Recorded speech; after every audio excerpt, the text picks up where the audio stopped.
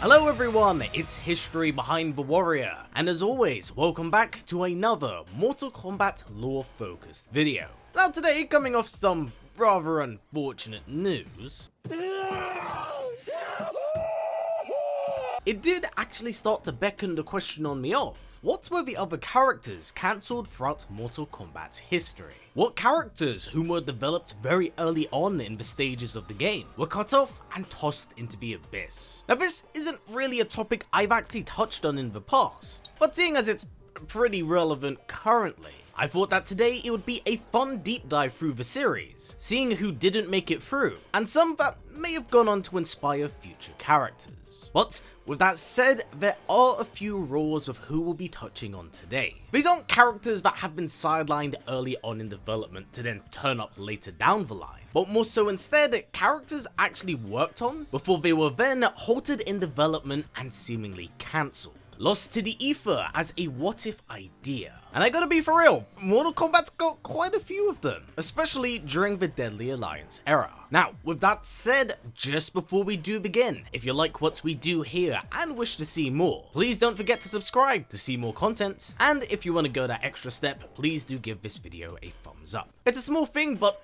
really supports the channel in the algorithm. So, with the rules established and everything I said here, let's just jump right into things.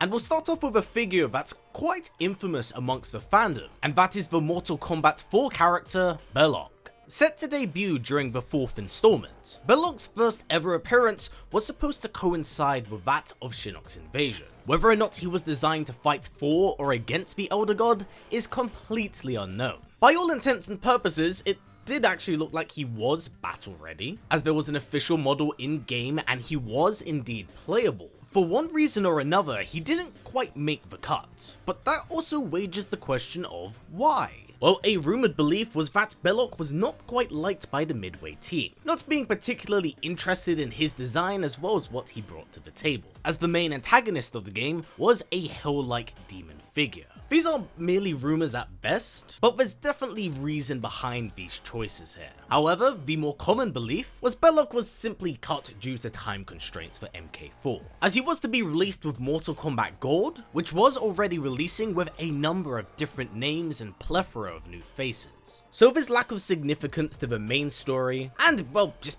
overall impact on the franchise, it is rather understandable how Bellock slipped through the cracks here. Yet, with that in mind, there are in fact some official leaked screenshots of Bellock that showed us what he looked like in game as well as how he played. Sadly though, with no official gameplay, these screenshots are the only things we have to go off what Bellock brought to the MK universe. So with MK4 out the way, this does bring us on to Mortal Kombat Deadly Alliance. And when I say that this game had a plethora, and I mean a plethora, of different names and characters on the cutting room table, I'm not joking here. There was a variety of different options and characters that they had to choose and pick from. But of course, one of the more infamous figures, and it has become a bit of a meme amongst the community, is the Zebra fighter Zebron. Now the creation and development of Zebron was a pretty interesting point in the series, as it was done in between installments with the intent of it being an Ed Boon troll April Fool's joke. Something to feed the fans before the next game. But this is where things get pretty interesting. It does look like there was a heavy amount of consideration into developing Zebron, as there's official concept art for him in Mortal Kombat Deadly Alliance, and an official character bio, which does say the following. Sketch of Prince Zebron, who led his race of zebra men to freedom as they chanted the call Viva Zebron. It was put on Ed Boon's website 2 years ago and caused quite a stir.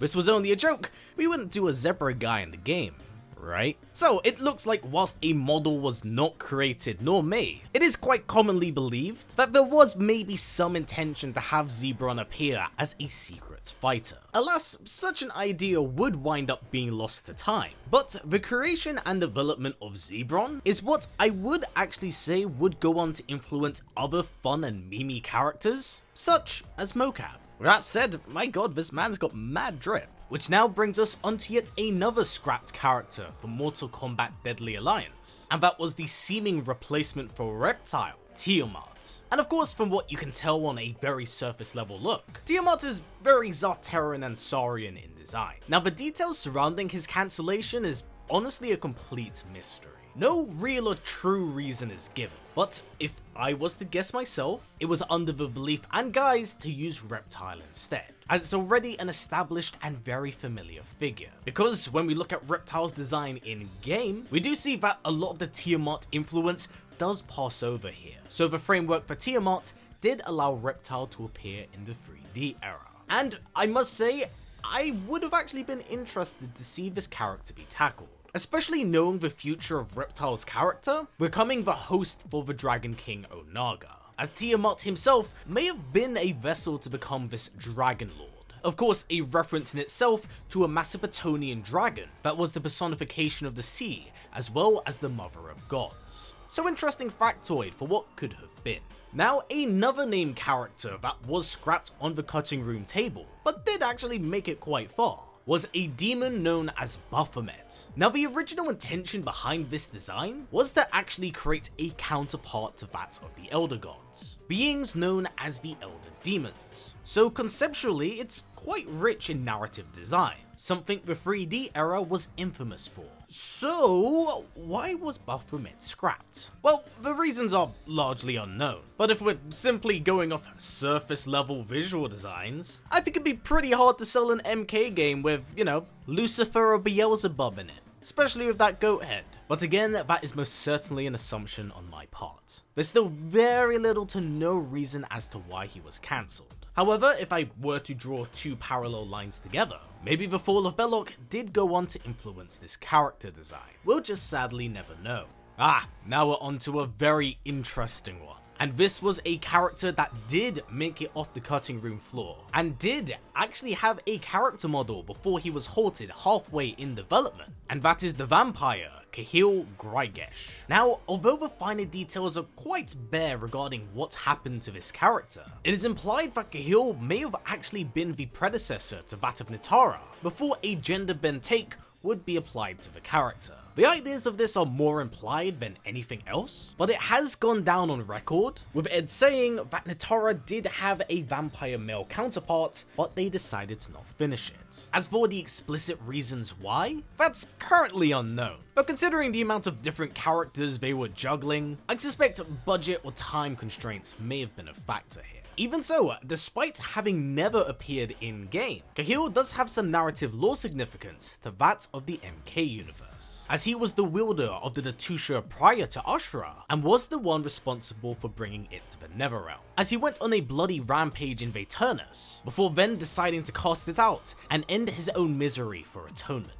Sadly, beyond this, that's largely been the limitations of Kahil Gesh, as he didn't resurface during the reboot trilogy, and is yet to be seen or name-dropped during the new era. So with those big figures out the way, let's quickly run through all of the other smaller figures, starting with Hachiman, the Evil Masters, the Sorcerers, Student, Teacher 1, Character 2, Character 1, Character 3, Evil Sumo, Goddess, Cyberhan, and, of course, who could forget, the Lava Shrine Priests. Dear lord, was there a lot of characters considered for this game. With that said, this now takes us up to Mortal Kombat 11. And this is a particular doozy, because whilst this character isn't a character set in the Mortal Kombat universe, I am of course talking about Ash Williams from The Evil Dead. Now, the finer details of this are completely unknown to the public, as I suspect a ton of NDAs are in play here. Thus, we'll probably never get a real or true answer. But as far as we do know, there was 1,000,000% the intention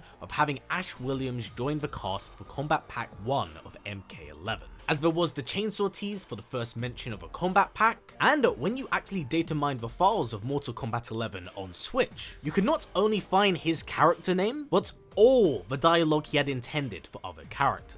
Which of course does explain why the Kombat Pack trailer came out a lot later than it did, as well as the kind of semi-out of place appearance of the Joker. With that in mind though, what I find to be the most intriguing is that usually when you data mine games, you can also typically find audio files. Bruce Campbell's voice lines are completely absent in this data mine, meaning that they probably ceased development somewhere around the voice acting stage.